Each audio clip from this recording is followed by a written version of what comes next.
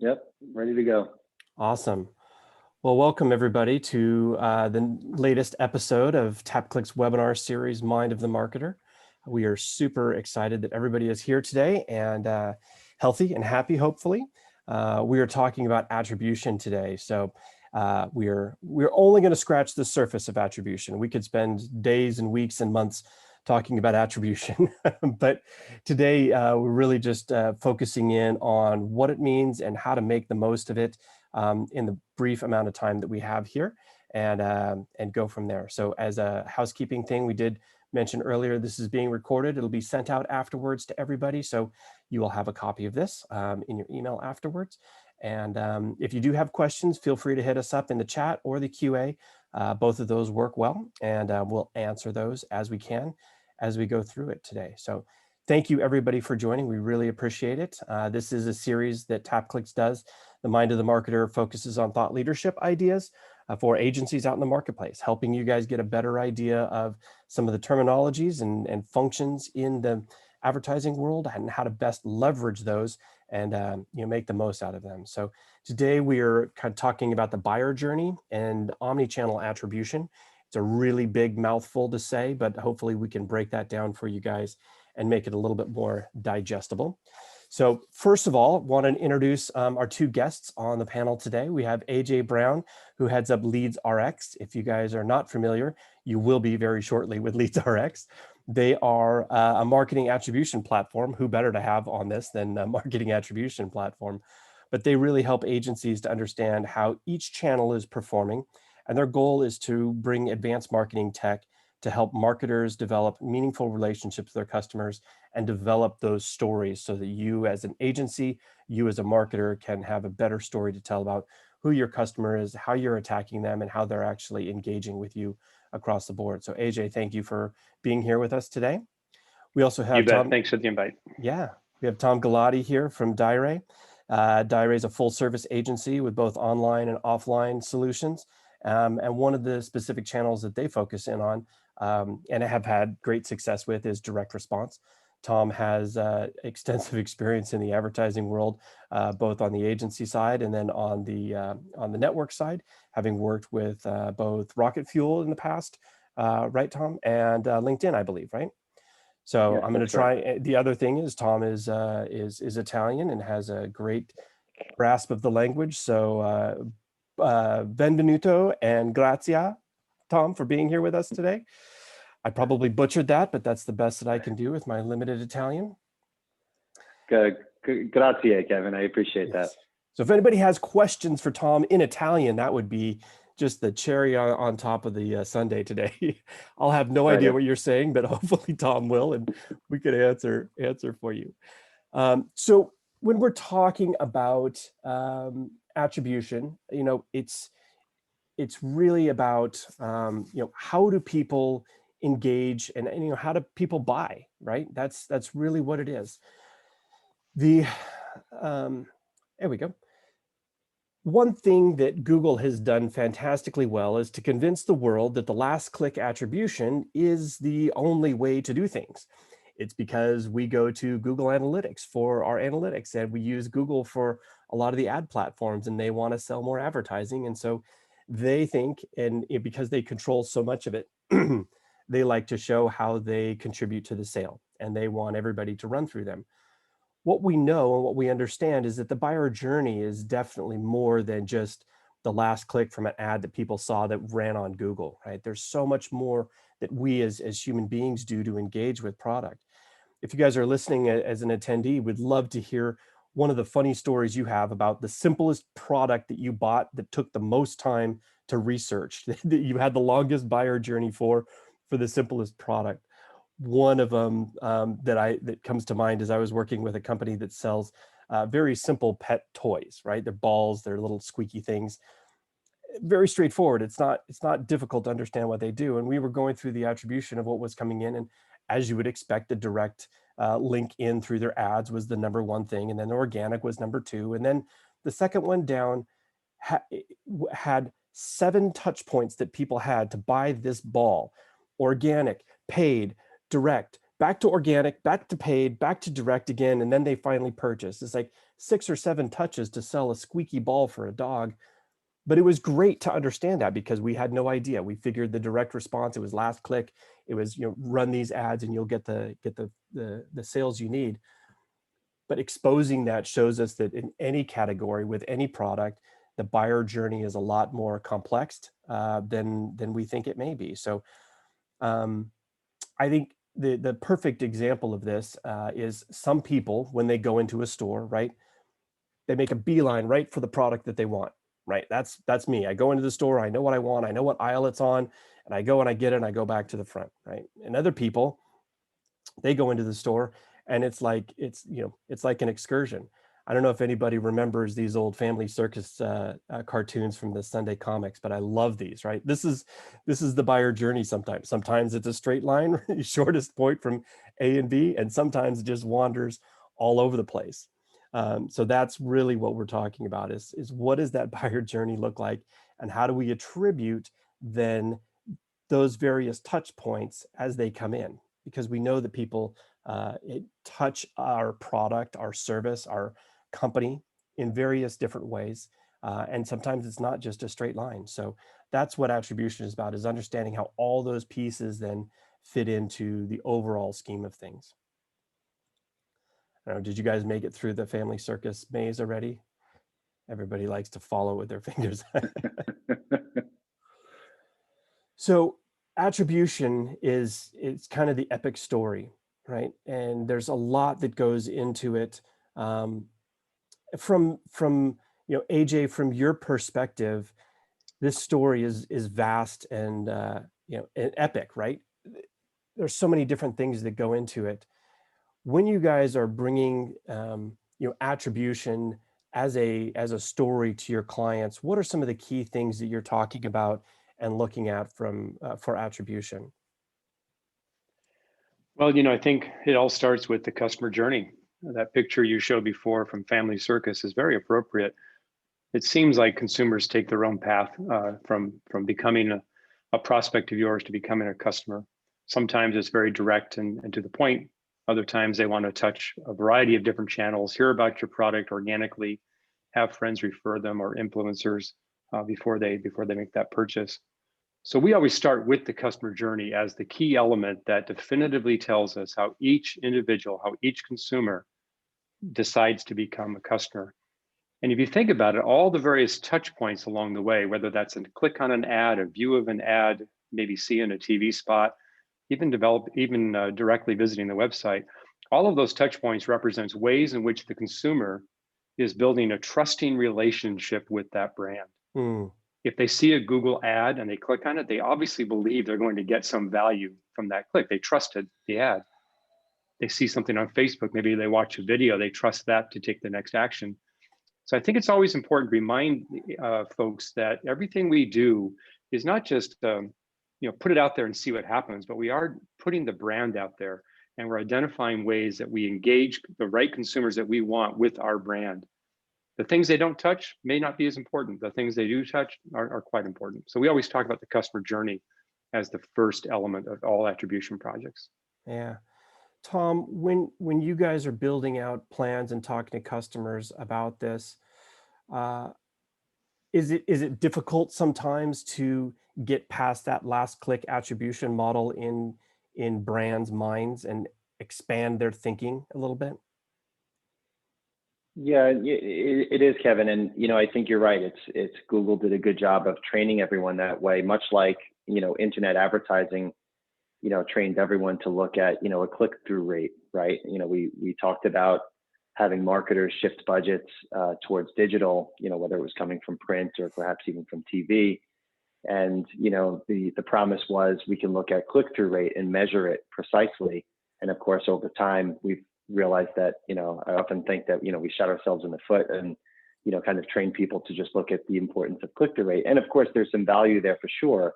But especially when you're looking at the buyer's journey, click-through rate, I think, is kind of similar to how you might look at last click, in that, of course, there's some value there and it should be looked at and it should be measured. But of course, multi-channel is much more important. What I found is, at Diray, we talk to a lot of different clients across a lot of different industries. More oftentimes approached by new clients too. And I find that when we're talking about telling our story of how we approach, a direct response campaign or how we approach earning their business, we oftentimes, I feel like we spend a lot of time on that even initial pitch call talking about the value and importance of attribution. And, it goes back to the buyer's journey. And I think it's challenging sometimes because I think, you might be speaking with a client who, might not believe in a certain platform or might not think that their clients are coming, from social or engaging on social perhaps because of their demographics. And, we always say that the data might tell a different story. And, it's important to look at, all the data and understand, multi-channel attribution is usually the way to go. So yeah, oftentimes it could be a challenging conversation, to kind of talk about past experience in looking at attribution, perhaps some surprises along the way. I know you mentioned one before, Kevin. Sometimes something is, very simplistic, you think would also have a simplistic, buyer journey or, path to conversion. But, unfortunately, that's not always the case. Typically we think of buying a vehicle or a home or home mortgage, things like that, require very lengthy, Right. journey or a very lengthy conversion. And sometimes those could actually surprise you too. That could be a shorter journey based upon, a multitude of different factors. Yeah, I think, the axiom is, right, that the numbers don't lie, but the story that we derive from those numbers sometimes can be misleading. Because if you just Right. go with that last click touch attribution, then you may miss this whole other part of it, that where you build trust, like AJ said, in your brand. People see it in different places and it helps build that awareness or that trust or that comfort level with the brand that really builds into that final conversion point. I can see that would be for a lot of agencies a difficult thing. You're looking at all the stats, right? Where did all my conversions come from? Oh, they all came from Google. Strange enough.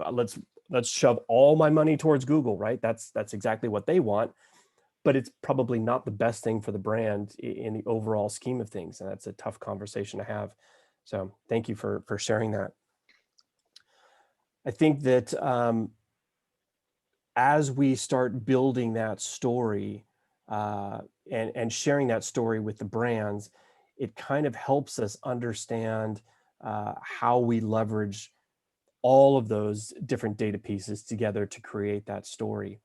And I think some of the key aspects of optimizing campaigns or even setting up campaigns and picking the locations is understanding those touch points. We can't do a good job of creating campaigns until we understand that buyer journey and understand where those touch points are leading to.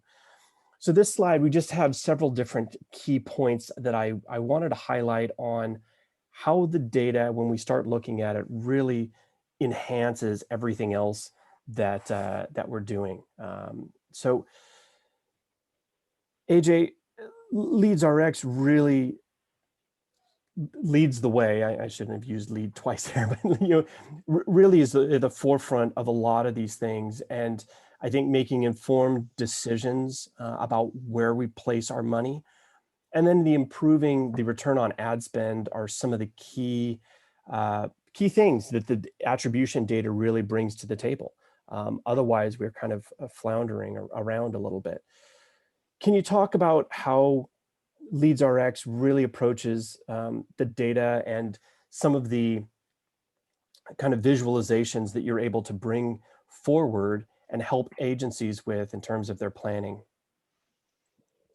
Yeah, the last bullet point, improve return on ad spend, tends to be the most important metric or KPI that our clients use on a regular basis.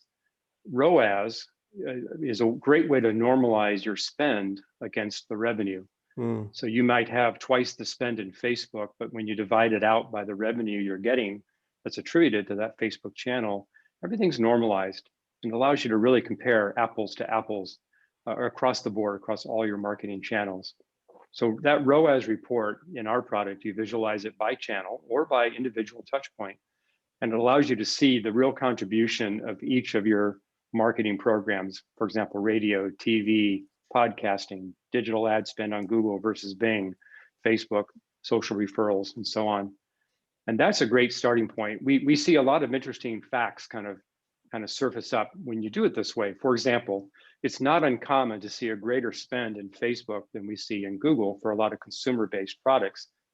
I think the hypothesis is that more consumers are on Facebook, or that they will see recommendations from friends and family and be more likely to buy.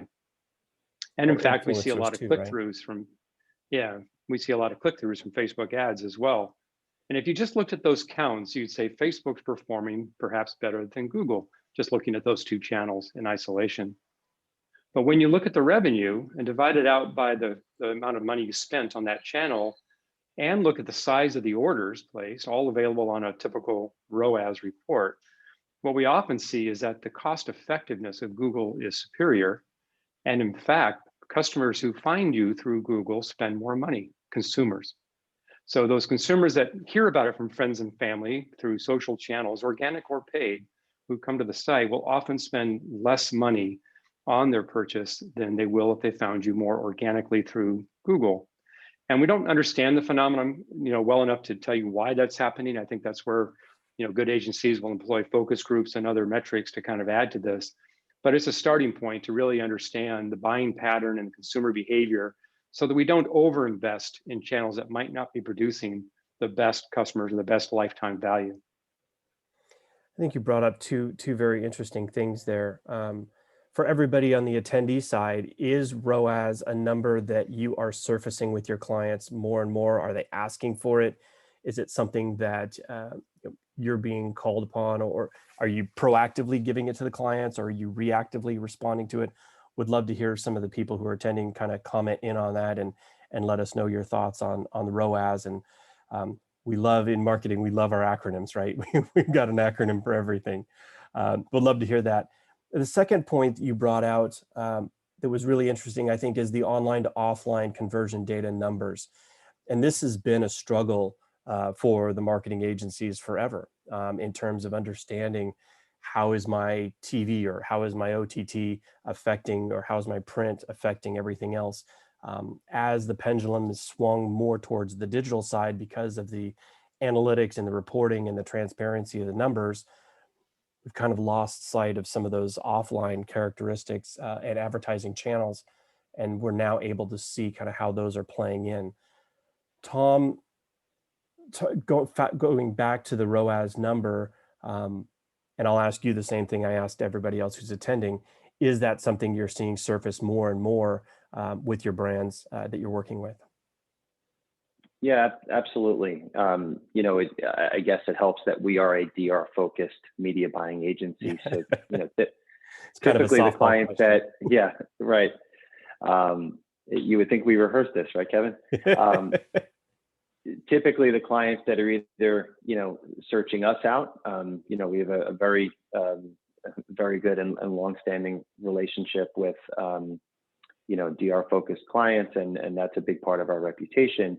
Over the last few years, we've been actually, transitioning and working more and more with clients towards the, they kind of talk about above the line, mid to upper funnel. We believe at Diray, if you can, get the bottom of the funnel right, the mid and upper funnel comes easier. And I would argue that that isn't always the case for, brand focused agencies, perhaps trying to figure out the best ways to perform at the bottom of the funnel. If you're buying efficient media and you're optimizing, exceptionally well, I feel like, again, you can help accomplish mid or upper funnel goals. The data, though, is super important, and I can jump back to ROAS in a minute. But, when I think of, you mentioned offline and online, Kevin and AJ, and, we started the heritage of Diray Media was with direct response TV. In the beginning, it was very, I'm going to say, easy or simplistic with 800 numbers before the dawn of the internet. And it was very easy to say this 800 number was associated with HGTV, and this one here was with, Fox News or CNN. And, it was a very linear, measurement approach. Whereas now it's much more sophisticated, but it also now becomes much more interesting. We did a lot of work with AJ and his team at LeadsRx to work on a, kind of a proprietary decay curve of, we're in the scatter market outside of the TV upfronts. where not all of our media is guaranteed. So sometimes it's preempted, but that's a big part of the benefit of getting efficient TV, linear TV advertising. So once we upload the post logs of what actually ran, there's so many ways now that we could overlay the data to look at, what is the volume of visits to our client's website look like within a certain window, within that decay curve for certain networks. So can we attribute that sale as, at least in part, perhaps to that ad that appeared on HGTV? And then at what point do we stop, looking at an attribution to that TV spot? Ideally, in marketing, we all would like to think that we have different aspects of our media mix, operate in a vacuum. And clearly that's not the case. That would be the easiest way to measure things, of course. But, we're looking at everything in aggregate. We're looking at multi-touch attribution. And, with some of the tools, that are available to us now and looking at the data and, working with a great partner like LeadsRx, it allows us to, look at a lot of different aspects of the sales funnel and the buyer's journey to figure out how do we weight certain things. AJ mentioned before, that dichotomy between Facebook and Google, where you might spend more with Facebook, you might get a higher return with Google. And, looking at everything holistically, allows you to start to figure out how you might weight your budget accordingly, based upon those different touch points. And Tom, one of the things that we're seeing in the Mind of the Marketer series as we go through and talk to different companies is that some of these topics, some of these technologies that have been reserved for elite clients, large brands, right? The Coca-Colas of the world, et cetera, are now accessible to medium-sized and even small brands. We're seeing local companies look at multi-point distribution of their marketing, right? Local retailers trying to figure out how to get digital to work with their mailer campaigns, and they're wanting to understand the attribution model there as well. Local radio connecting in with their mailers and with other things. Can you speak to that a little bit and the size of some of the companies that can take advantage of this? It seems like it's everybody at this point.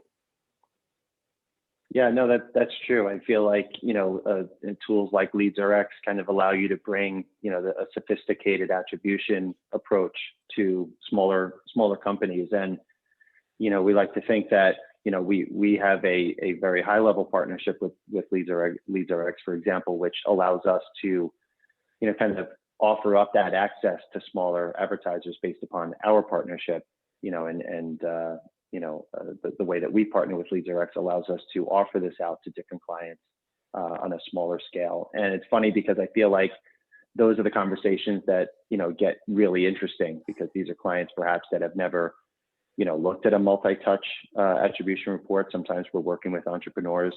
There's a lot of clients in our roster like Phil Swift at Flex Seal, which is now become a household brand. Started with us as an entrepreneur with a single product, and now it's a $1 billion brand with about a dozen different product extensions. So we're oftentimes having conversations with entrepreneurs who are excited to see this, because again, if you start doing things on your own, any type of self-serve approach within Google Analytics or within Facebook, oftentimes you're looking at it pretty simplistically, saying, okay, I spent this much here and I got this much back on Facebook, or I spent this much on paid search and this was my return. This allows for a more sophisticated approach, which is exciting, again, with even some smaller level brands that have aspirations to become, much larger brands. Sure. As all of them do, right? All the small brands. Exactly. Sure. I haven't met one that doesn't want to be a larger brand. Yeah. It leads kind of to the next point of the storytelling, right? Attribution is one of those things that allows agencies to create a more comprehensive story for the brands on how everything is working together. And one of the interesting things is just presenting the raw data is not sufficient anymore, right? As brands, they're demanding more, as you said, and we're expanding the realm of who gets access to some of these data points. With the story kind of comes the requirement of interpreting the data. And maybe, Tom, you can explain a couple times, if you have some examples of where the attribution story really led to a larger discussion with a brand within, that you were working with, and how it really kind of maybe opened additional doors within that brand for conversation. Yeah, no, that's a good point. I feel like if we're sharing any type of reporting with our clients, I feel like it should always come with some type of a POV to say, okay, this is how we can look at this data, in some ways, directionally, to understand, really what it means and what it's all about. And of course, it's open to interpretation in many times, and it could strike an interesting debate.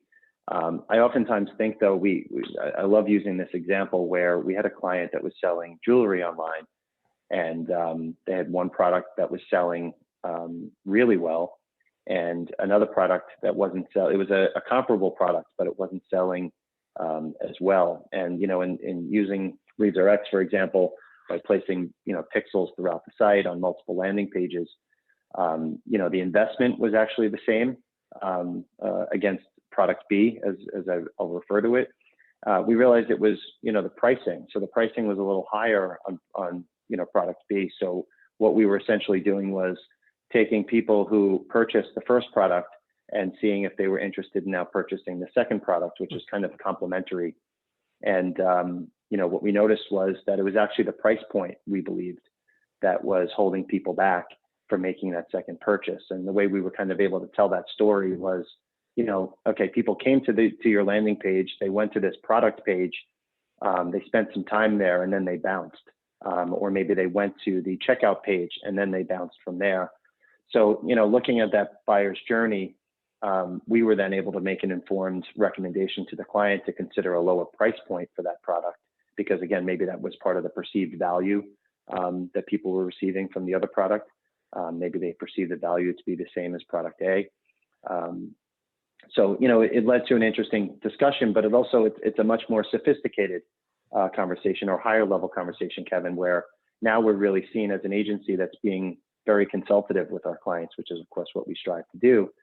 And we're not just looking at their media plan and talking to them about just ROAS. This is now a more in-depth conversation, and now making recommendations on pricing, where it's applicable. So it sounds like this is leading the way for you to go deeper and wider within the organization, have more strategic conversations with the brands, which makes the brand stickier to you as an agency, right? So this simple act of discussing attribution and visualizing it or surfacing it to the clients drives more stickiness with the clients. That's really interesting, because you're doing something that's you're trying to help them understand where the sales are coming from, and in fact, you're actually making them more reliant on you as an agency.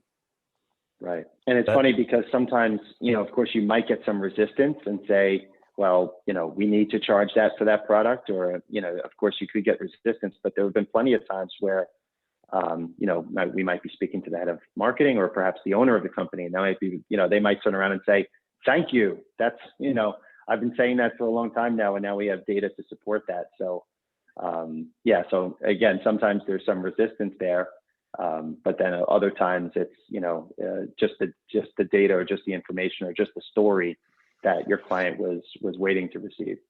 Yeah, that's great. That's really cool, because it takes a conversation well beyond attribution and actually business development from an agency perspective. Bringing attribution to the table allows you to go deeper and wider within the organization and tell kind of a different story. Seeing what you're hearing is one thing that you brought up. And I think that as agencies continue to evolve and continue to look at things in a different way and bring to light those different stories, it's the visualization of those pieces that you just talked about, visualizing the buyer journey, helping to create that story that resonates with the brand and explains to them how all those different touch points are coming together. What are some of the, in a selfish way, obviously TapClicks helps to bring those visualizations together. But how, from an agency perspective, how are you kind of going about presenting this back to customers? Well, the good thing is, there's no, I would argue there's no shortage of data, especially on the digital side in terms of, site visitation or conversion data. Of course, the amount of impressions, that a client might be receiving. And, that could be included with, a linear TV buy as well. And now, of course, connected TV. So, it's sharing this back with the client. And again, with a POV, same thing with, with testing. Of course, as a DR focused agency, we believe in a lot of testing and learning. The good news is we've done a lot of that over the last 35 years. So I like to say that we're not always learning on your dime when we're speaking to new clients. There's a lot of things we've learned before we even, start a campaign with them.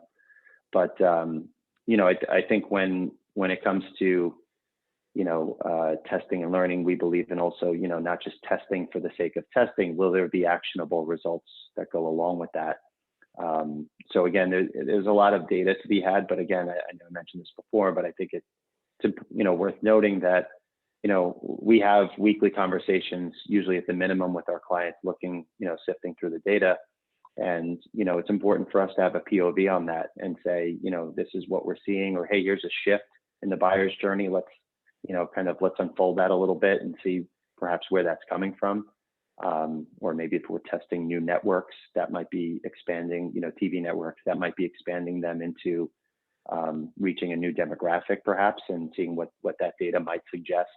So I feel like there's usually a story, to be told, where you're aligning the data with, what is actually happening. And, again, having a POV on that, I think is super important. So AJ, Tom talked about expanding, right? Expanding exposure, expanding visibility, expanding the research side of it. LeadsRx helps agencies, partner up with them to expand that scope and scale. It's not simply limited to the stuff that goes on in the United States. Can you talk about some of the expansive nature of LeadsRx, within the United States, but also internationally, as people are looking at other markets to bring in, and how you guys can help them expand those markets with your visibility? Yeah, I think every business person deserves an impartial view of how their advertising is doing, no matter whether that's in a single geographic local market for a pizza store, or if it's nationally with a large e-commerce retailer, or even globally.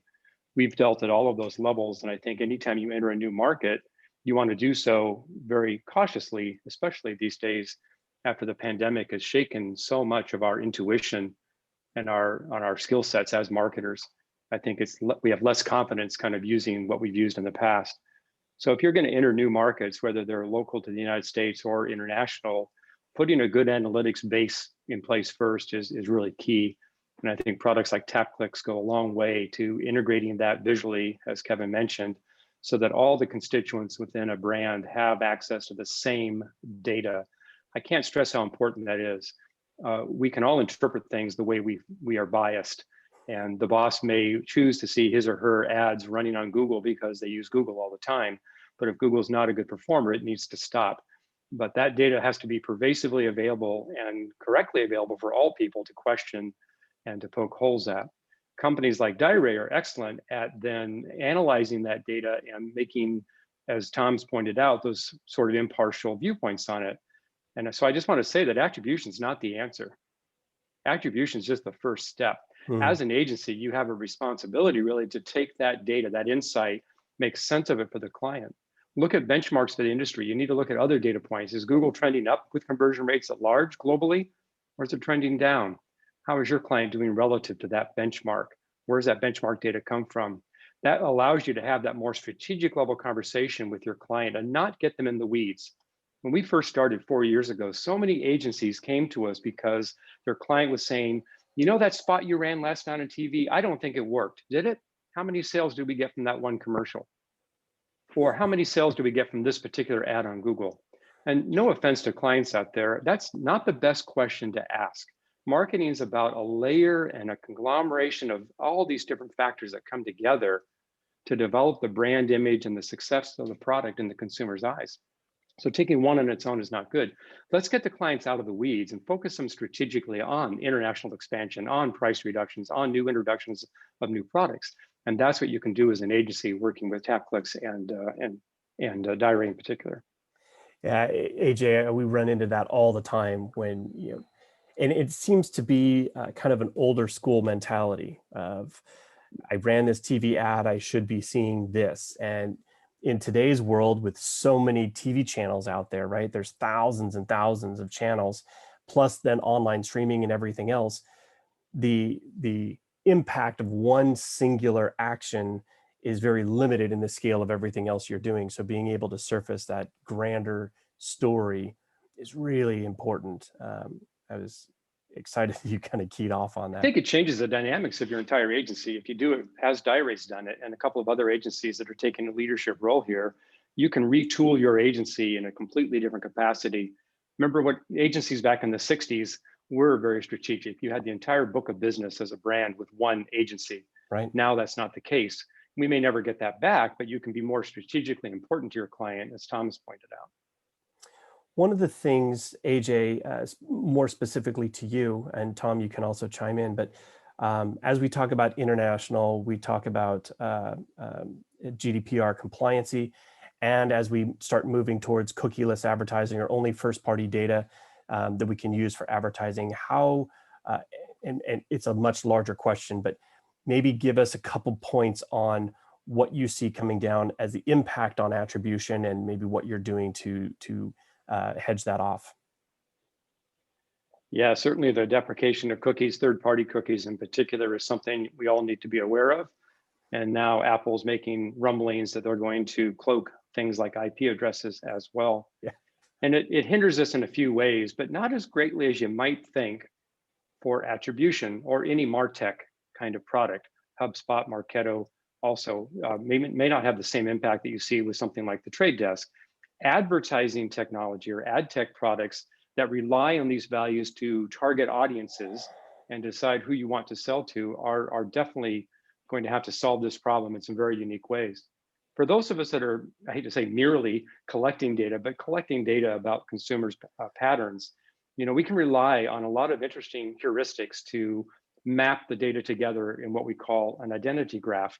We have one built into our product. It's native to what we do. We've been developing it over 6 years, have about 2 billion identities. And that allows us to continually track that individual with view-through data as well as visits to the website over longer periods of time. We've never relied solely on cookies to do that. But nonetheless, let's not forget that first-party cookies are not at risk, and first-party server-based cookies, right, not to geek out on you here, are really very, very safe, protected, and should be here for the long term. Yeah. Tom, is the cookieless data tracking coming up in conversations with your brands more and more? Yeah, I would say, definitely coming up more and more.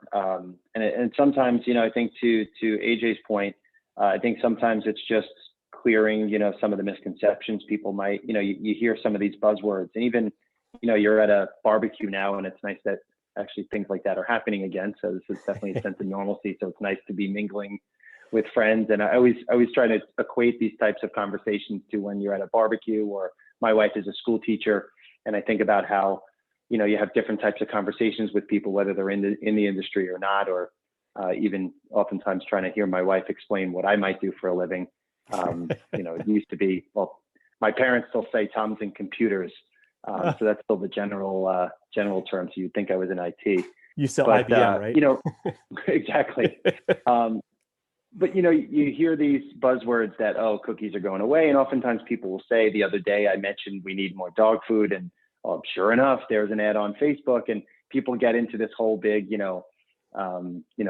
Big Brother is listening and they know exactly what I'm doing and all that stuff. And I would argue that there's still a lot of good things that go along with some type of tracking online in terms of benefiting or giving you a better experience when you're doing things online. I was explaining to my wife the other day, for example, it's a much different experience if you're doing some research on something, or if she's spending time on oprahwinfrey.com, for example. And now there's ads that are coming, within that contextual environment that are relevant to her, mm-hmm. versus ads that were completely irrelevant to her. If it's a sure. BMW sports car, something that she's not interested in, or, you know, something about the New York Islanders, something that I'm very interested in.